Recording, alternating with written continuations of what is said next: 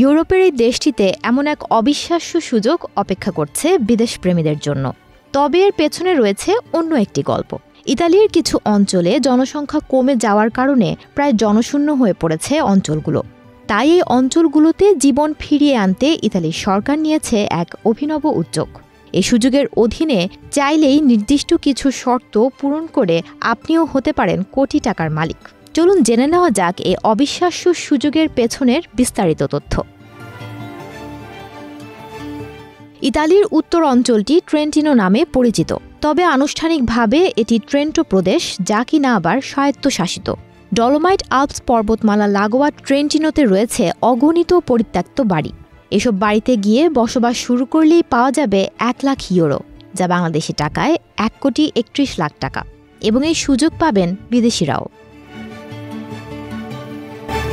জানা গেছে, ট্রেন্টিনো প্রদেশে গিয়ে বসবাস শুরু করলে পরিত্যক্ত বাড়ি সংস্কারের জন্য অনুদান সহ পাওয়া যাবে 88,000 ইউরো, আর বাড়ি কেনার জন্য দেয়া হবে 20,000 ইউরো।